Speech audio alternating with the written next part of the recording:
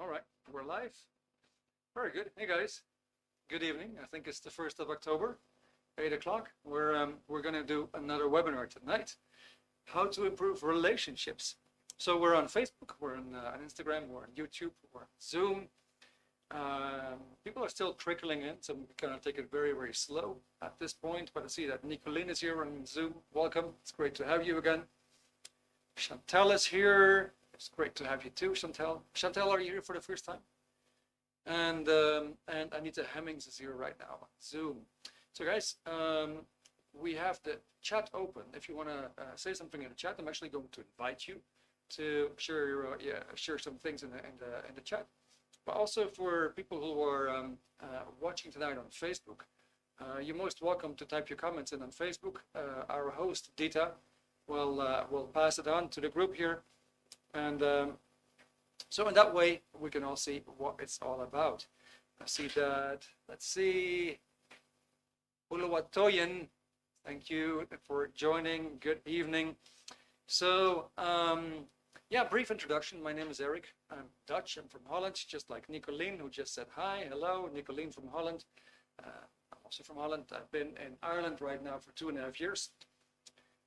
Before that, I lived in partially in Latin America, Caribbean, for about 10 years. Different countries in Europe. One of my things has always been that I like to travel. I always choose another destination and then I simply go for it. A bit adventurous in that way. And my background is in new person here waiting. My background is in engineering. I'm an electronics engineer. I also studied economics. However, it didn't satisfy me at all, to be honest. Already when I was in college, it's a long time ago, I was looking for something more. I had this idea like there must be more to life than just work, retire, and that's it, right? So I was always looking for information and particularly stuff that I could use to improve my life, and perhaps tools even to help others to improve their lives. And so in that respect, I read quite a bit of psychology, I read quite a bit of philosophy and these kind of things, motivational books. It was all great. However, it didn't really provide me with something practical. Like at the end of the book, maybe if you encounter something familiar, you would say, okay, it was a great book. It was very motivational. But now what? Now what? How am I going to use this in my life? Usually I had a good substance to discuss with my friends, but that was pretty much it.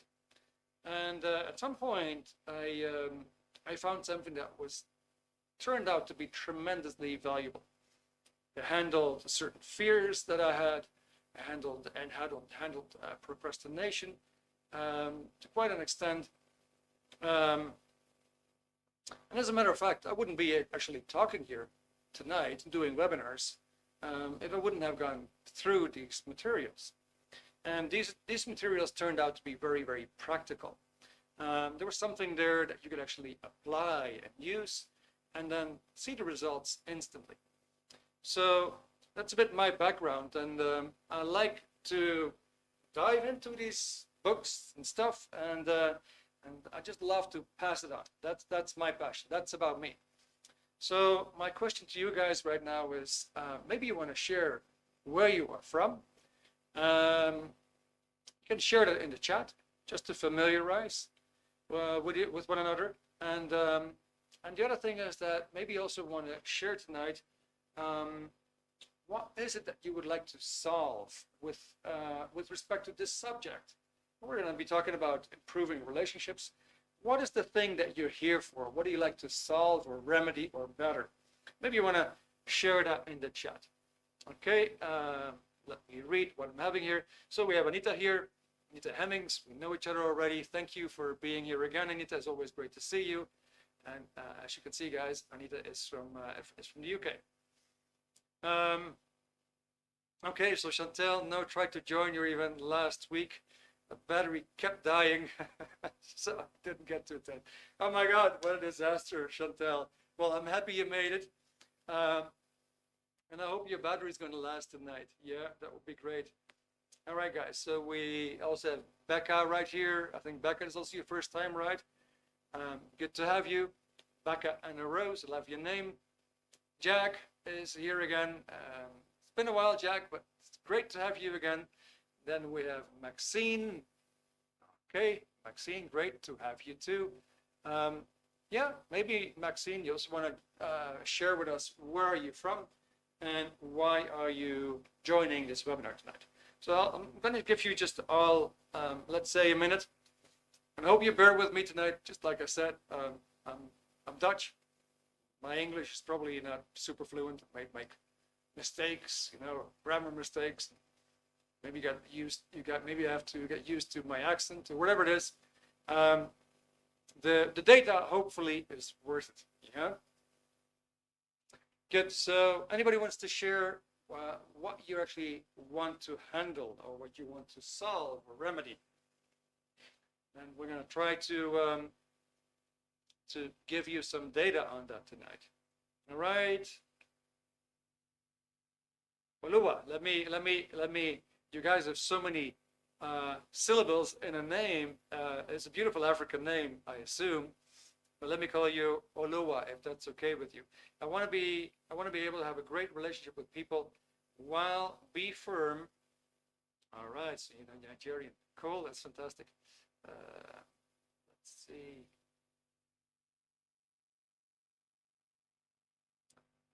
Okay.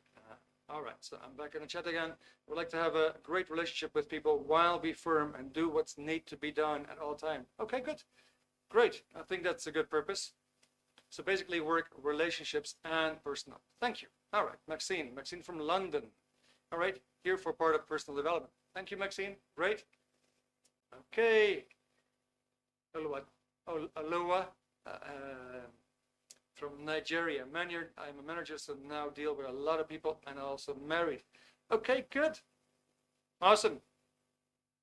You like your job as a manager? At some point, I was running a team of 45 people. I liked it a lot, but if you have the tools to handle a group, it can be a lot of fun. Just like you need a manual to fix a car, yeah. You also need a manual for life, right? And the more we know about that, the easier it becomes. So tonight, I'm going to give you a tool on how to build better relationships. Chantel, it's 90% tonight. Okay, you refer to your battery. Fantastic. From Northern Ireland. Fantastic. I've been there a couple of times. Been, like I said, like a bit over 2 years now in Ireland right now. Been to different parts of Northern Ireland. Absolutely loved it. Friendly people, nice environment. Would like to understand my relationship patterns. I've studied attachment theory and other theories, but like to learn and develop my understanding. Good. Actually, we're going to talk about understanding, so that's great. Anita, I tend to get on well with people as a norm, but I do get very irritated by some people and would like to know how to manage this, especially with staff and some family members. All right, good. So that is quite some feedback, guys. Let's just dive right into it. Okay, Becca says dealing with a loss from divorce due to fleeing domestic abuse from ex-hubby. Good. Becca, on that note, we're going to do some webinars in the near future, which is about knowing who you can trust and also about the antisocial personality. How they behave, the way that they behave, and why they actually behave the way they do. What's the why behind it? That is upcoming. Can't really tell you what date it is, but sometime soon. You know what? So we're going to be talking about understanding tonight, right? Understanding. And we're actually going to dissect understanding in 3 component parts. Now, Dita, maybe you want to share the triangle with us. See if we can actually get that on the screen tonight. All right, so there we go. We're just going to leave that in the chat or on the screen for a bit. You actually see there a triangle. You see in the middle of the triangle, you see understanding. And understanding is composed of 3 factors, if you will. So we got affinity, we got reality, and we got communication. And this triangle is actually abbreviated by, let's say, the ARC triangle. It comes from this book. I'm just going to hold it up here. I'm going to show it again toward the end of the evening. It's called A New Slant on Life by L. Ron Hubbard. And he says there on page 91, there is a triangle of considerable importance, and an ability to use it gives a much greater understanding of life. The ARC triangle is the keystone of living associations. This triangle is the common denominator to all of life's activities. Good. All right. So let's see, how does this work? Let's dissect it. Let's just start with reality. So reality, we find that in the bottom right corner. And it says there, reality is agreement. So what do we mean by reality exactly? We actually mean the things that we can agree upon. It is as simple as that. You could say, well, you know, we agree that that's a whiteboard marker. We could agree on that. And we could say, well, we agree that this is a whiteboard. And we would agree that this is a book. Okay. Quite easy to understand. So reality would say, would mean agreement. It is what you can agree upon. And of course, if you look at reality, then most of the time you would talk about solid things. You would talk about materialistic things. You would talk about a car. You would talk about flowers. You would talk about a table, a kitchen. Materialistic things, and these are very, very easily observable.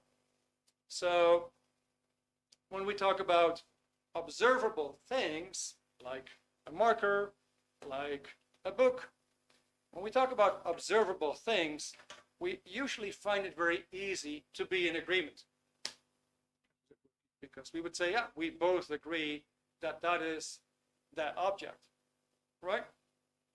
So that means you have the same reality. In other words, it is real for both of you. You can see that you can actually interchange these words: real, reality, and agreement. All right? Now, funny enough, ideas are not materialistic. They're not materialistic objects. So we have the materialistic things, and then we have ideas. Now, with the materialistic things, because we can touch them, we can see them, and they're tangible and everything else, we find it easy to get an agreement. Whereas an idea is not really tangible, it's not really materialistic, and we find to have disagreements a bit more often. So that's my first question there. Have you actually observed that? That whenever you talk about a solid thing, a car, a bunch of flowers, a haircut, clothing, what have you, that it's easier to find agreement than when you're talking about ideas. Have you observed this? That's my first question. Okay, so Nicolene says yes. All right. Anybody else? The whole idea, guys, is that we always do a lot of questions in the webinars. We do a lot of questions just to get ourselves familiarized with the subject matter. Yeah. And it's fantastic. Everybody's replying. So, okay, I think we're headed for a very, very nice webinar tonight. Cool. So I guess this is a bit real, yeah? It's a bit real that we have materialistic things versus ideas. Now, it's quite interesting. So sane people, they agree very, very solidly on reality. They would say that for sure is a highlighter. And so they would agree that things are real. Now, insane people, it's just an interesting fact. So insane people, they have imagined realities. they have imagined realities. They might enter something in there that isn't really real, that other people don't really recognize as real. They might say, oh, watch out for that. These things can be very dangerous. You're like, what are we talking about, right? But insane people, they have a tendency to do that quite a bit. Yeah? So they mix up the real stuff and they enter something in there that doesn't belong there because that's not part of the item. Good. So this is reality. And we're just going to go to the next corner, and the triangle can stay. The next corner is affinity. And affinity is a bit of a fancy word. In Spanish, it would be afinidad. It's a bit of a fancy word that means to love or to like something. And of course, it can also go in the opposite direction, which would be to dislike something. And it happens to work on a scale. Now, it's very easy to understand if you would say affinity's got a lot to do with distance. You're like, okay, well, that is a bit technical. Affinity's got a lot to do with distance. Well, let's say we take it like this. Let's say there's a person that you really love. There's a person that you really love. What happens? You would like to have that person really close to you. Maybe you have a favorite pet, a dog, a cat, a hamster, a bird, whatever. And you would like to have that pet really close to you because you love it so much. And likewise, if there isn't any love, if it's like you detest it, you like to keep it at a distance. Let's say, well, you know, there's this vagabond, this bum in the street, and he's on alcohol, and he looks horrible. I'm going to make a big tour around him. I'm going to keep my distance from that person. So affinity, actually, if we say love and liking, it's got everything to do with distance. So me, for example, I'm always wearing a white shirt. I love these shirts. They got short sleeves. I got 5 of them. And every day I'm walking in that white shirt. So why do I do that? That's because I have a lot of affinity for white shirts. And I happen to have it very, very close to me all the time, which is to say I'm wearing it every day. Now, likewise, let me ask you a question. Who has ever bought a piece of clothing, like a shirt or a dress or whatever, and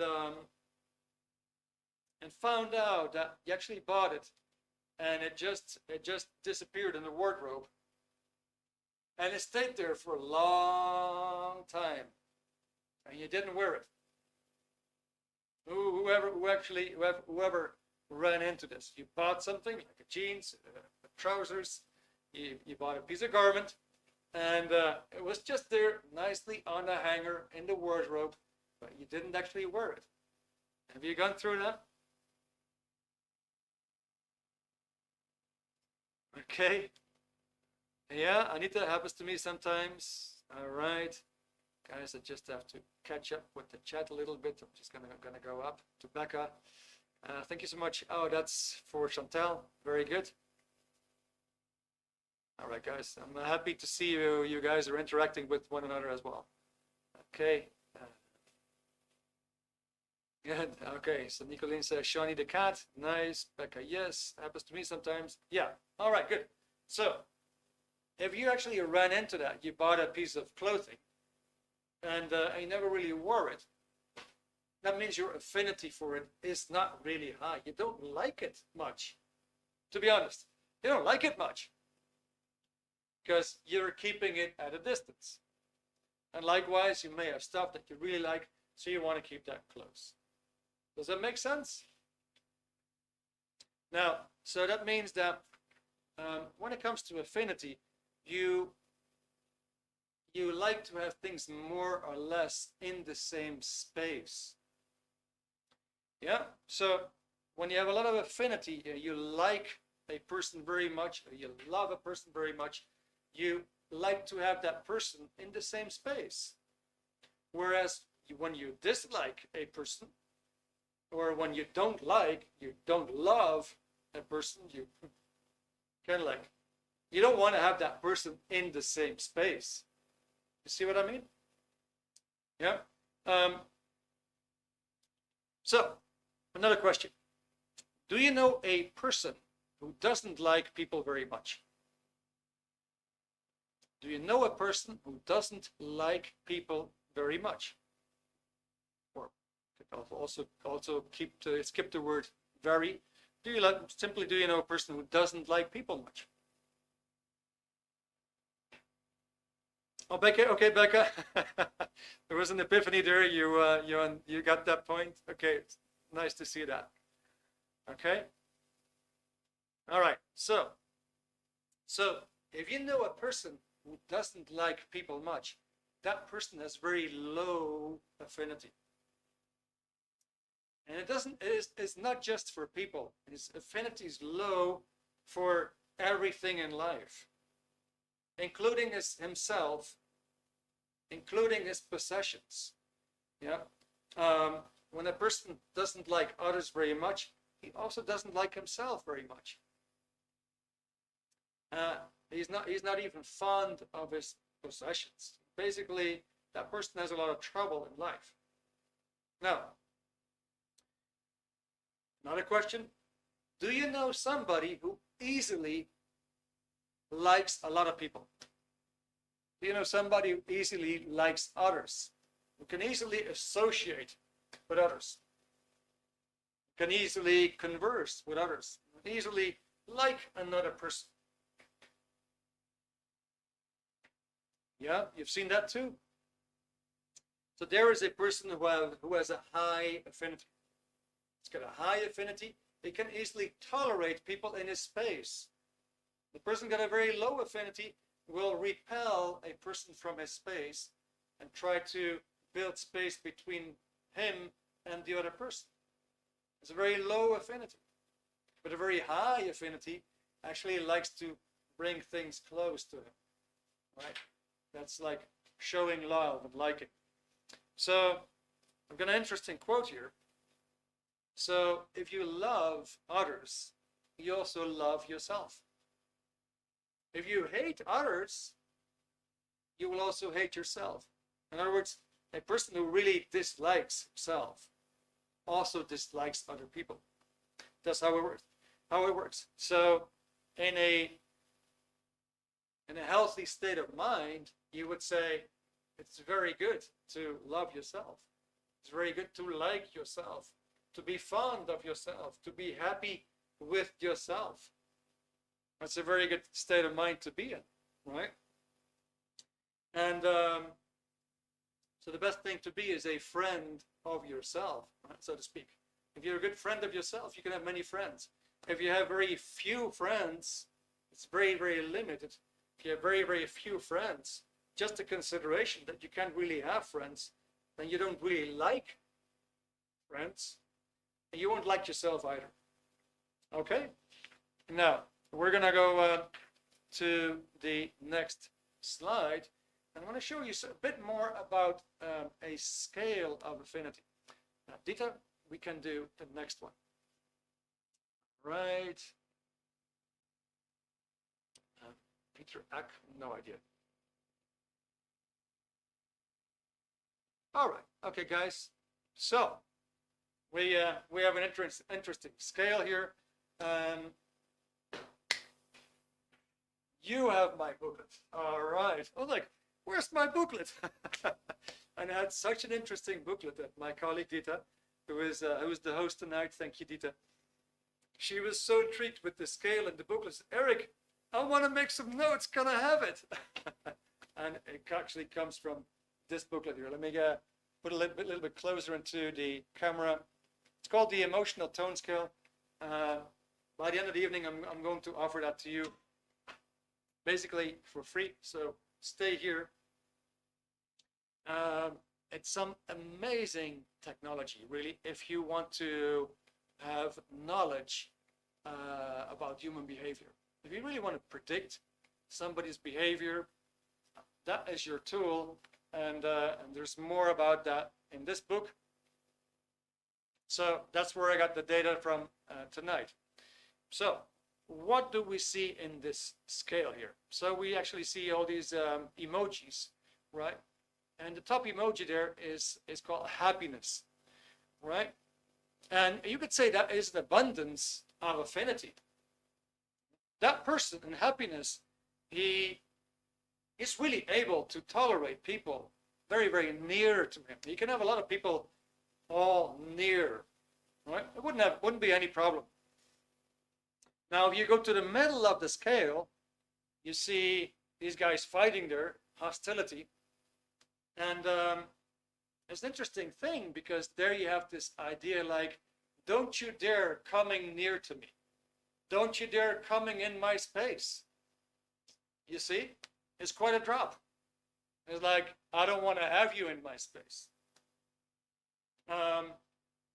Whereas, you know, if it would drop a little bit lower to grief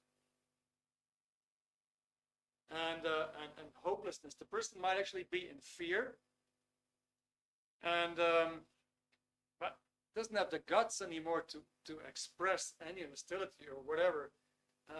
The feeling is almost there. Please don't come near me. Please don't come near me. You see? So that the whole scale of affinity has got a lot to do with space and occupying space. Now, we go from happiness, which is a sort of an abundant feeling, right? And you could also say next to affinity, it is also a scale of, let's say, life force, aliveness, life units which are available to the individual, right? Now, you actually possess a lot of that life force, right? You actually possess a lot. Sometimes, or maybe at some point, you heard the expression that you're only using 10% of your potential. Is some quote from Albert Einstein. At some point he said, we're only using 10% of our potential. So if that's real to you, then from a scientific point of view, and I don't want to make you wrong, I don't want to be insulting, but that means that you're not using 90% of your potential, right? Okay, so that is where a part of your life force, seems to have been taken away from you. Now, on this chart, happiness is a bit on the top of the chart, but it would actually go way above that. You can go way higher. Yeah, this is the most common emotional tones, emotional states that you see, that you can observe in other human beings, right? And the higher it is, the more you have that life force. The lower it is, the more that life force is like part of your rucksack, bad experiences and so on, right? And now seems to be working against you. That's your 90% on average. Okay? So when a person loses a bit of happiness, he might still be satisfied, contented. And when he loses a bit of that, he might go into boredom. When it gets a bit lower than that, the person will be antagonistic, hostile. Below that, he goes to fear, to grief and hopelessness. Quick example, if you want to know how that works, it's completely explained in here, including a complete chart of how a person would speak, how he would listen, his medical condition, how he treats children, on and on and on. So let's say we have little Johnny, and little Johnny is very happy. And he sees that his friend has a lollipop or an ice cream. And he's super interested in having an ice cream himself. So he goes and he sees his mom, and it's about dinner time, and his mom says, no, you're not going to have a lollipop or an ice cream because we're about to have dinner. Okay, so let me ask you as a question here in the chat. So what would happen if Johnny really wants that ice cream and his mom tells him he's definitely not going to get an ice cream?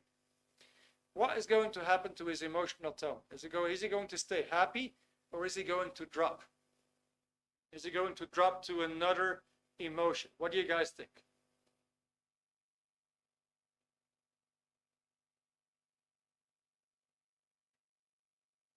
So Johnny wants an ice cream. He's very happy at first. And his mom says, no, you can't get an ice cream because we're going to have dinner or whatever. Let's say, but he just saw that his friend actually got an ice cream. And of course, he's like, he still wants the ice cream. So is he going to stay happy? Is he going to stay polite? Is he going to stay friendly? Is his affinity still high for his mom? Does he still like his mom when she says no?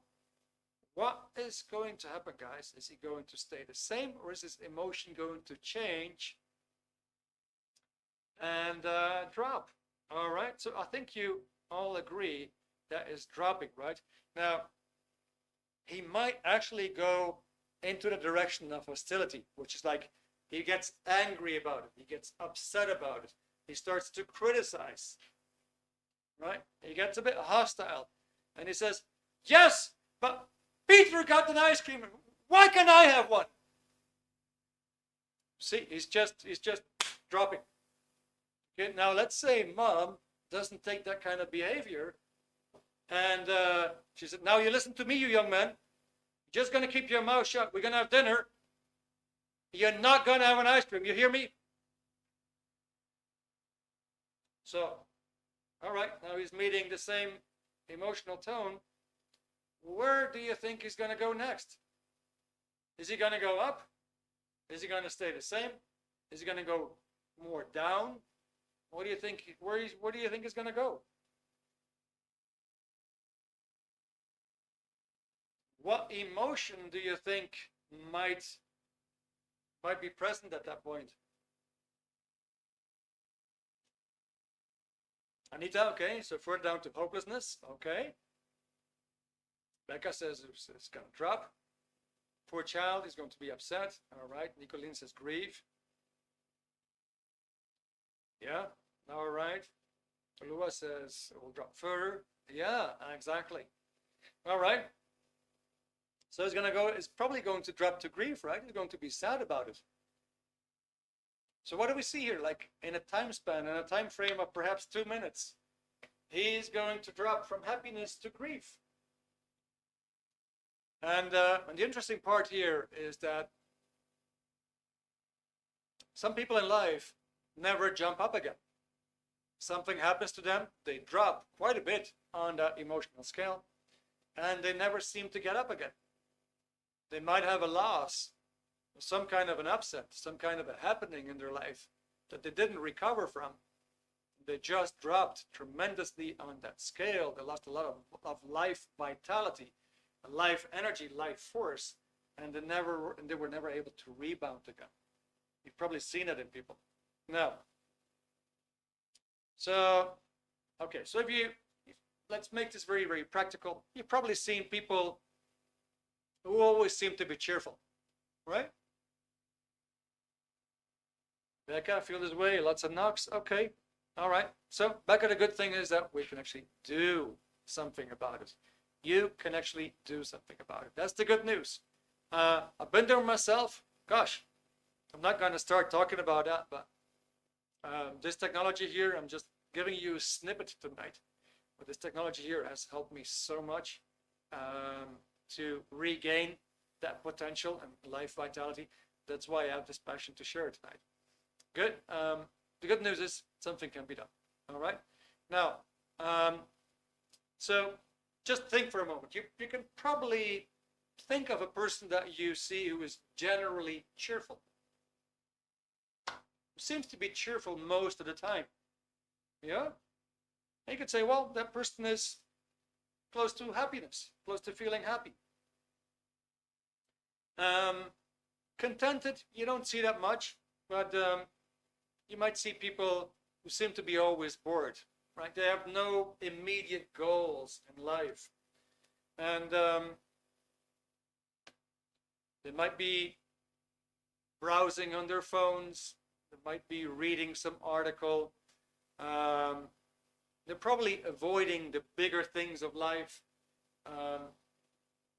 It's the small talk kind of thing, a boring existence. So you probably know somebody who's always, in that kind of range, boredom. Now we drop one down, let's say hostility. You probably know people are always criticizing, grumpy, bad moods. I didn't ask you anything, snarling. You probably know people like that, right? Well, they're like over there in hostility. And maybe you know somebody who seems to be always afraid. Hey, you want to come? Oh, no, not tonight. No, I have something else to do. No, maybe next time, the spoil sport type of thing. Yeah. These people just might be in fear. And then you have people who never really overcame a major loss in their life, and the leastest thing gets them to cry. And then there's people for whom everything seems to be hopeless. Nothing can be done about it anyway. It's all hopeless. It's not even worth trying. Why should you try? Leave it to somebody else, and so on.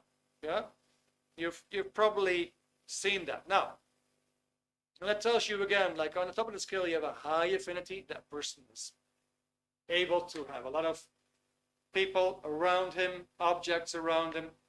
And whereas when we go more down towards hostility, we start to repel things. And when we go even more down, we're really succumbing to the whole force that's overrunning us. Yeah. So that's an affinity scale. That gives you a bit of an idea how affinity is expressed. You buy new jeans, yay, happy, you want to wear it right away. Gives you an idea how that works. Good. Now, the idea is everybody is on that scale. If you really want to know people, everybody is on this scale. And obviously, you're fluctuating. You get some good news, you cheer up. You get some bad news, you go down. But on the average, you're somewhere on that scale. And this booklet will tell you exactly how you behave in terms of relationships, in terms of talking, speaking, sexual behavior, responsibility, reality levels, communication, medical levels, and so on. It's super interesting. Good. See, just reading what Anita says, I came across that hopelessness with some of the young people we work with. Yeah, absolutely. I mean, planet Earth, there's a lot of things going on. Planet Earth is actually, with everything that's happening, it is actually pushing a lot of folks into hopelessness. You would agree on that, I suppose, right? Okay, we're gonna go to the next point on the triangle, and that would be communication. Now, are you guys tracking so far? Just a quick check, because I've been talking a bit, didn't ask any questions. Are you guys tracking so far? Just a yes or no, please. That would be great. And again, my specialty, I'm always announcing it. My cup looks very, very dirty, but it's got ginger tea in there, cloves, cayenne pepper, and honey. I recommend it. It's fantastic for your throat when you have a lot of talking to do, but it's a tremendous immune booster as well. Okay, good. So everybody's tracking. Right, now, I'm actually going to put something on the board. Dita, you're going to take the picture away. So, remember we had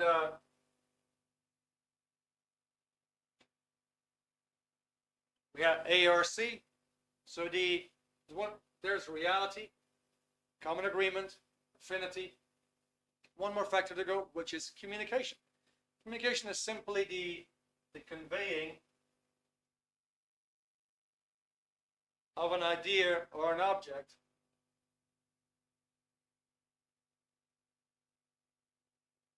across space. Aha! What's going on here? across space, across distance. And what did we just learn? Distance was affinity. Distance was affinity. So in other words, if we're trying to communicate across a long distance, for example, a phone call, then your affinity has to be very high. Because the distance is so far, your affinity for the other person is just that's so far away. Your affinity has to be way high. She cannot be snarling and criticizing and nagging at that person who's at the other end of the line, because that would abruptly end the conversation, right? So somehow you have to keep that affinity very, very high. Now, if it's in person and you're having a conversation in person, well, ideally, you're able to occupy the same space. So again, you want to have affinity to be able to be in the same space. Right, so communication is there. And what are we trying to do? We're trying to get a reality. Get a reality across, and then hope that here we get the same reality. And now we have affinity, reality, communication, ARC. And this equals understanding. So how do we get understanding? Well, let's say this reality was completely copied here for a full 100%. And now, obviously, if this is 100% copied, we get what we call an agreement.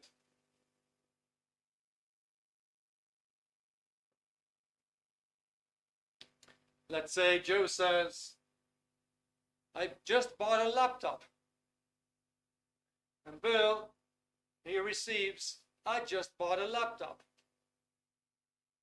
So now they both know what it's all about. They can agree that it is about a laptop. And they can agree that it was just bought.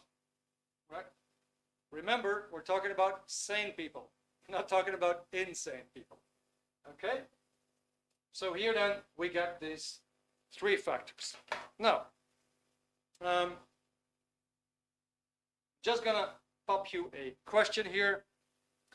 Let's say here we don't get 100% copy.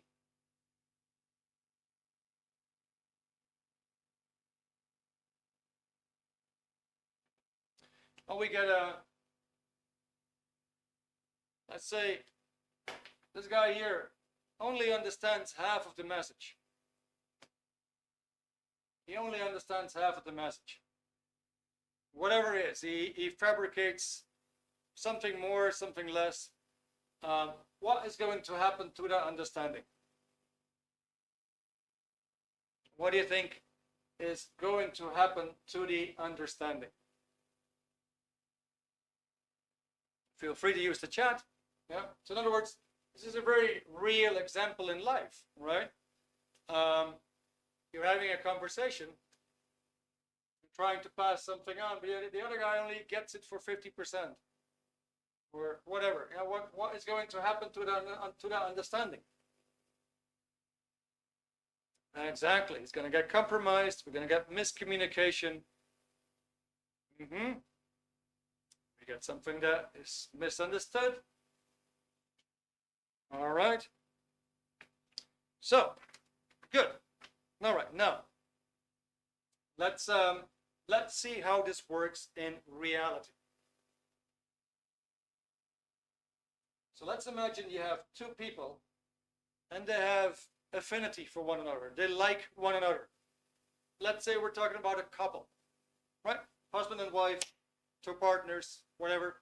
Let's say we're talking about a couple. Now let's say she just went to the hairdresser and she just got a new color.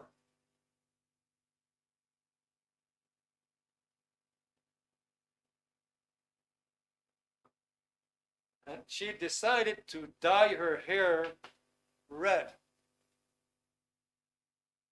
decided to dye her hair red. Now, the husband comes home, he sees her, and he looks at her, and he said, "Oh my God, darling, what you do to your hair?" She says, "You like it? I love it. It's fantastic. It suits you so well." Well, what happened here is this. The reality, the agreement, whatever was real to them, it just grew. So now there was more agreement, right? What do you think when there is more agreement? What do you think is going to happen to the distance, to the feeling of love or liking or affinity, in other words? What is going to happen to the affinity? So when they have a better agreement, when they both agree on the same thing, they love the red hair, they have the same reality, what is going to happen to the affinity? Lewis says, okay, affinity will grow more. Exactly, it will increase. Anita says that affinity will get closer. Right. Okay. So the affinity is also going up, right? And I could actually pop in another question, but you guys guessed it, the communication will also rise. So what do we have here? We actually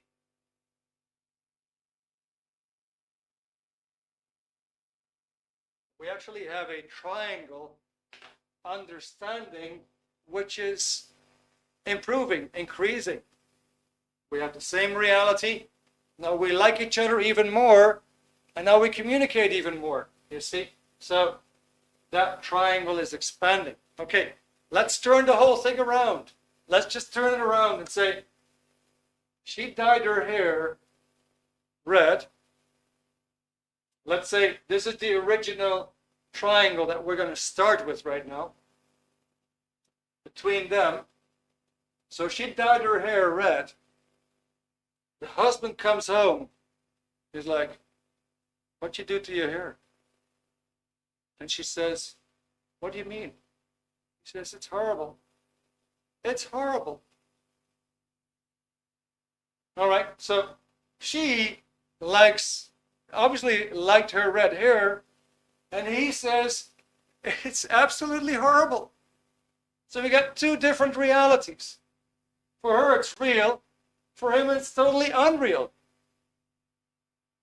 So now we have a clash in reality. They don't agree. They do not agree, right? So that reality, there's a reality clash here. This one comes in, okay? Now, as a response, remember these emotional tones. What do you think is going to happen with her emotional tone and her affinity in general? Well, in other words, does she still like him? Does she still like him now that he has completely disapproved of her hair? What is going to happen to that affinity of hers?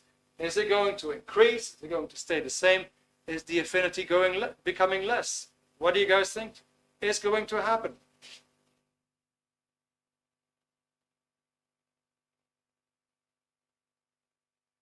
So will she still like him? That is the question. Will she still like him now? Pop in your answer, please. Okay, Jack, affinity and communication will decrease. Absolutely, man. Okay, Nicolene says, no, she won't like him anymore.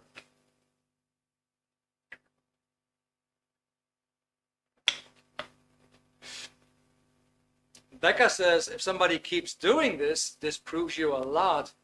You will eventually dislike the person. Exactly. So what we're getting here is that here we have a major disagreement. Now, we have a drop in affinity. Now, would you still like to go on communicating about the subject? Well, most likely you wouldn't, right? So your communication is going to drop. And here we have a way smaller understanding. We understand each other. We understand each other very little right now, you could say. The understanding has just collapsed. You can see that. You talk with your friend and you agree on this and this and this and this, and then you make that fatal mistake to start talking politics. Oh my God, or you're in for a surprise. You'll see that ARC just go by the boards when you have different opinions. What this is called, there's a nice word for that. It's called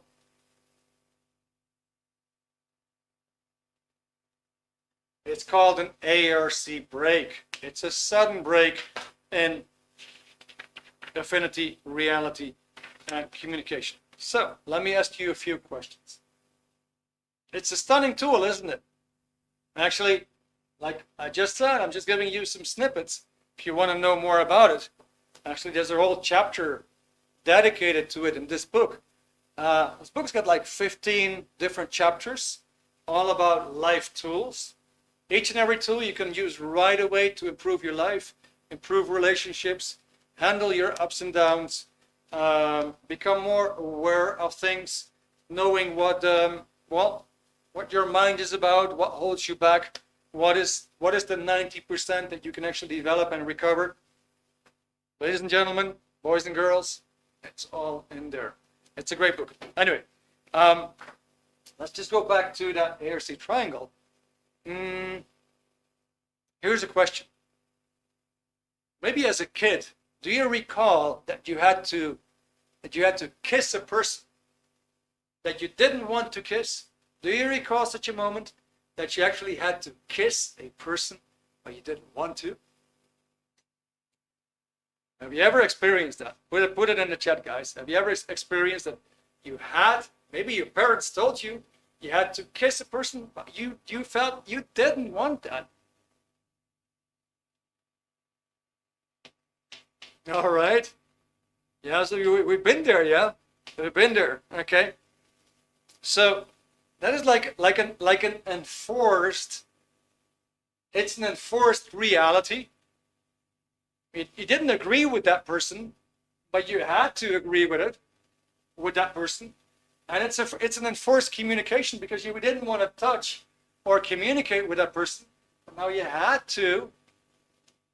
You didn't feel any love or liking or whatever for that person, but you had to. It was an enforced affinity. See how that works?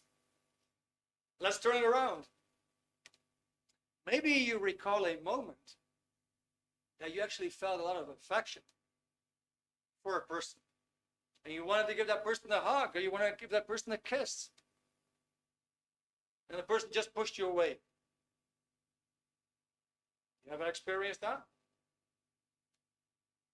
You actually felt affection for a person, and the person just pushed you away. Did that ever occur?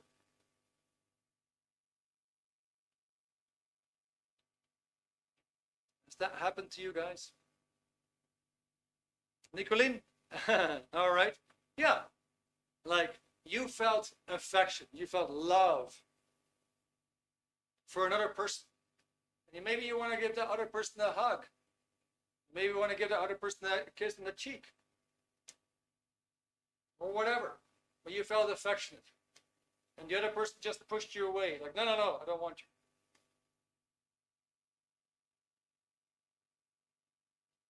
you. Yeah? So some of us have actually experienced that, right? We felt affection and the other person pushed you away. Well, then how do you respond to that immediately after? Well, your communication drops, right? You don't feel like you want to communicate to that person anymore. Is the person still real? Is the person still agreeable to you? Can you still agree with his or her action? No. Yeah, the reality drops. Right? And your affinity drops. You see how that works? So that would be an inhibited ARC. Let's do another one.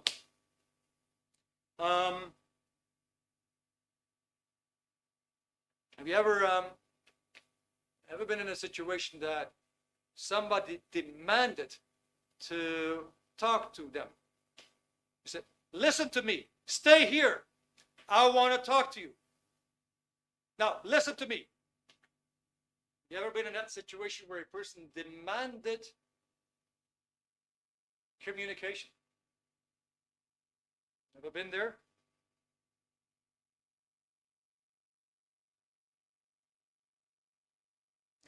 Push the guy into the water because I liked him. Okay. So you can be in a situation where you have demanded ARC. Some people just simply demand it. But if it's demanded, it doesn't work because it has to be natural. You cannot demand communication. Hey, you, listen to me. You say, I'm walking away. I don't want to communicate. You're not real to me. I don't like you. You see? So that is how that works. So in other words, you could say there's almost a secret to it. If you are really able to maintain a high affinity, even if the situation tells you to do the contrary. You're faced with a person that maybe you don't like so much. Maybe it could be a senior, a boss, or whatever. You find it hard to remain your position in the same space. It can be very hard.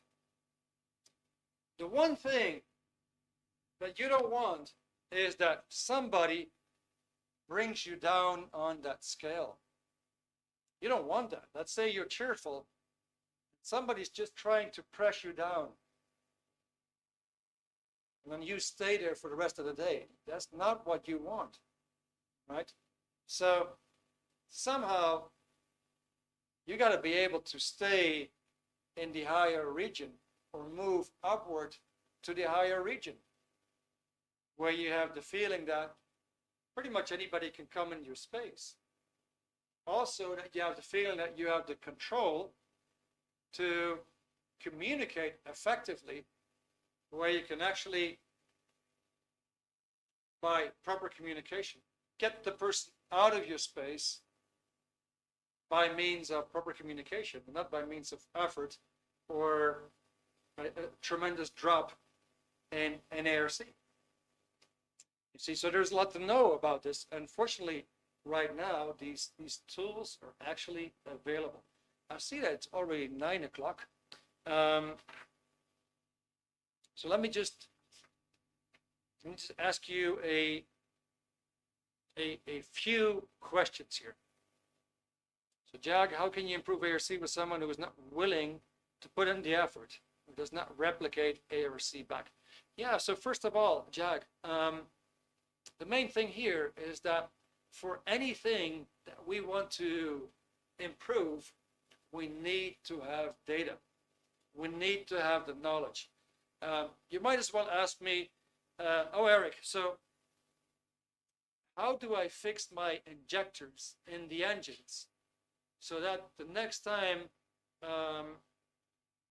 they're not stuttering or they're not throwing in air into the chamber or whatever? I'm just making something up.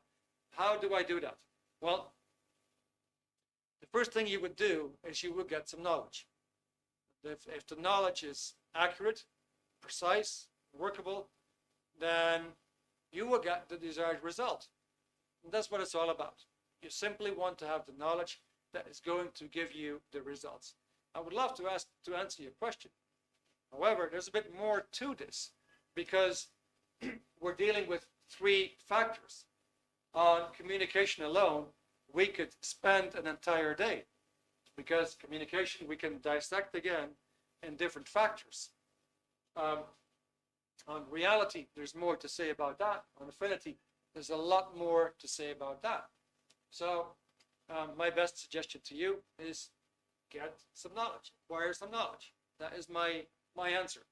The knowledge actually can be found, to be honest, in this book. You'll find a lot of answers to your questions in the book. You have a chapter, is it possible to be happy? There's a chapter, personal integrity, and I've used that also in the previous webinars. There is a chapter on man's search for his soul, which is all about awareness. Then you have a chapter on our efforts for immortality. What are we trying to achieve in life? And there's the 8 dynamics that comprise life itself. And there's the affinity reality communication triangle. Then there's a chapter on handling the confusions of work. A chapter on marriage and relationships. There's a chapter on how to live with children.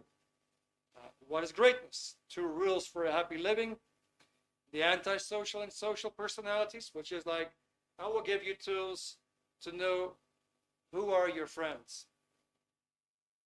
To know that very, very precisely. There's a chapter on what reveals the cause of the conflicts. And then finally, honesty and ethics. And in between, you find many other chapters. Now,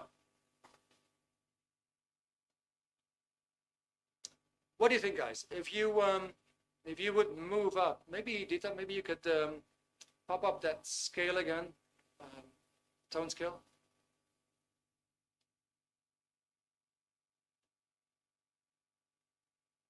Okay, good. So back to the scale. The scale appears in the book.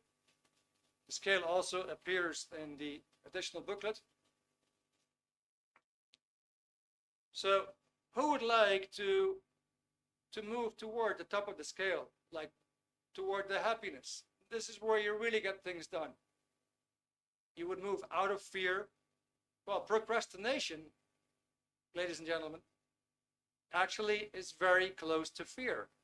You wouldn't procrastinate if you weren't afraid of the effects that you were going to create.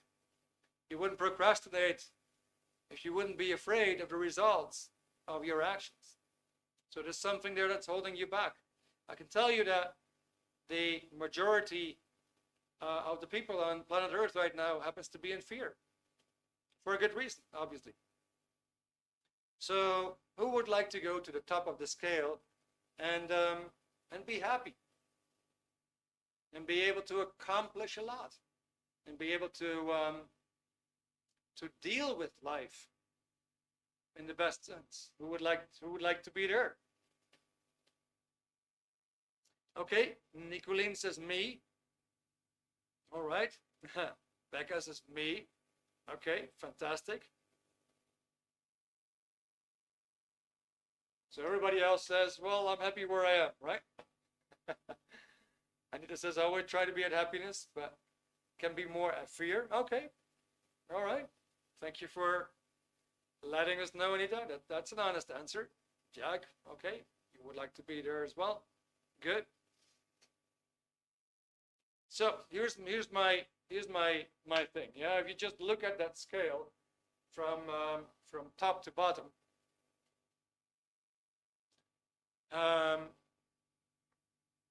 do you think that, for example, having good relationships, whether that is a relationship with a partner, or with colleagues, or with family members, or just with society at large, do you think that good relationships, achieving goals in life, getting more out of life itself, do you think that is going to improve the more you go up on that scale? In other words, is life going to get better when you start to move up on that scale? Very true. Yeah, very true. So that is basically what happens. So basically, we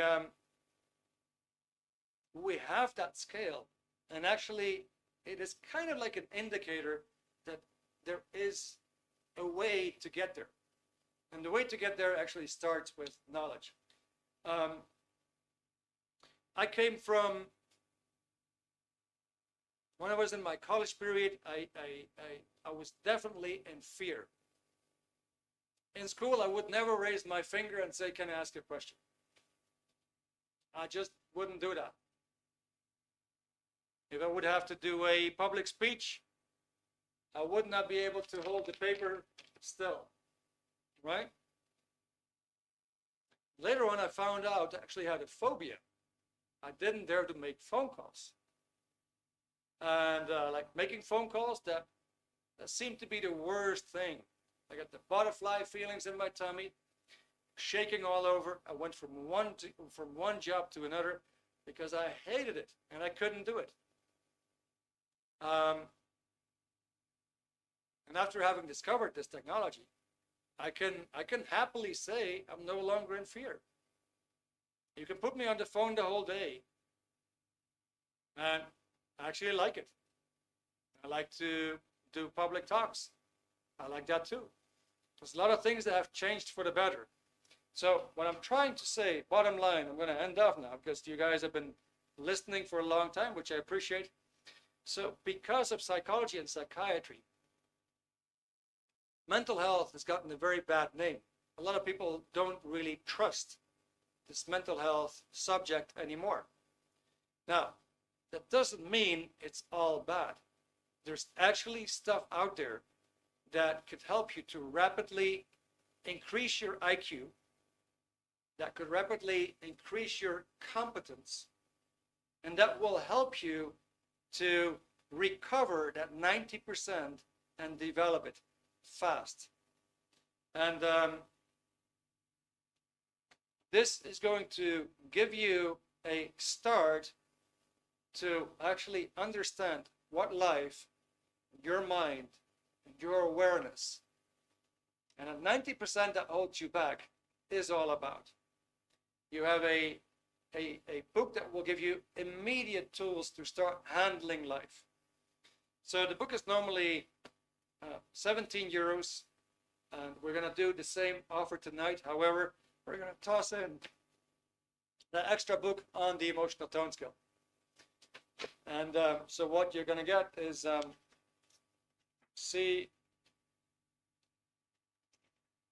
you're going to get some text, you're going to get pictures here, you're going to get the full explanation, full tone scale that will show you how deep you can go, how high you can go, and then a complete chart to accurately predict who is the person that you're with, or who is the person that you're having in mind to be with, and how does that person behave. You can actually see, is that person going to be good for me or not? So the offer is going to appear in the chat. I think Dita just put it there. I really want to have a sip of my tea now, so I'm going to let you enjoy and have a look while I'm going to have another sip of tea.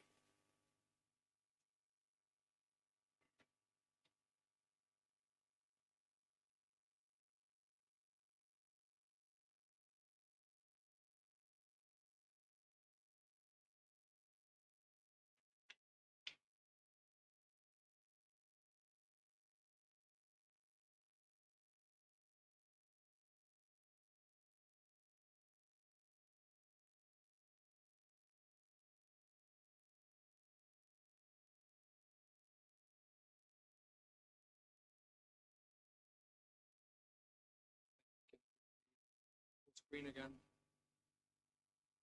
All right. Okay, guys. So we're gonna try to make an end here and end it off. I actually have another, maybe perhaps a little surprise for you. So if you guys are interested, I can.